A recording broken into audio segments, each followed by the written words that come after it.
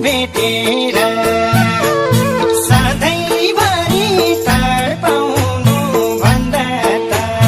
मारा बरु घाँटी हेटेर मेरै भौहार तिमीलाई मिलो सुखको संसार निष्ठुरीलाई भन्छु भेटे